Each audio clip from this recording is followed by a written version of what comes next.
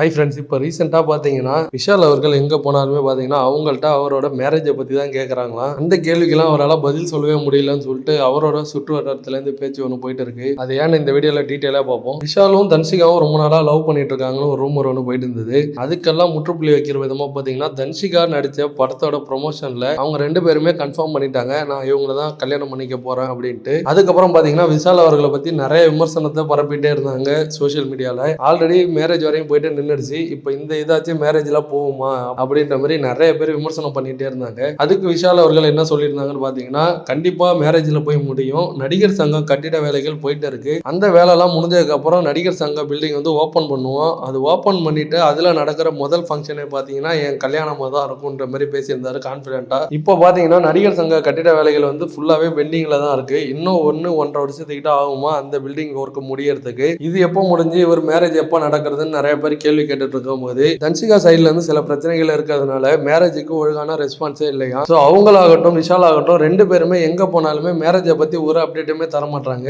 இதை வச்செல்லாம் பார்க்கும்போது இவங்களுக்குள்ள மேரேஜ் டிராப் ஆயிடுச்சா அப்படின்ற மாதிரி நிறைய பேர் கேள்வி எழுப்பிட்டு இருக்காங்க. நிறைய ஃபேன்ஸ் பார்த்தீங்கன்னா விஷால் அவர்களுக்கு வருத்தத்தையும் தெரிவிச்சிட்டு இருக்காங்க. நடிகர் சங்க கட்டிடத்தை எப்படி வேணாலும் ஓப்பன் பண்ணிக்கலாம், நீங்க ஃபர்ஸ்ட் கல்யாணத்தை பண்ணுங்கன்னு சொல்லிட்டு நிறைய பேர் அவங்களுக்கு அட்வைஸும் பண்ணிட்டு இருக்காங்க. ஸோ வெயிட் பண்ணி பார்க்கலாம். சரி, ஓகே ஃப்ரெண்ட்ஸ், இந்த ஒரு நியூஸுக்கு உங்களோட ஒப்பீனியன் கமெண்ட் பாக்ஸ்ல கமெண்ட் பண்ணுங்க. இது போல ஆட்டான ட்ரெண்டிங்கான அப்டேட்டுக்கு நம்ம சேனலை சப்ஸ்கிரைப் பண்ணி வச்சுக்கோங்க. தேங்க்யூ.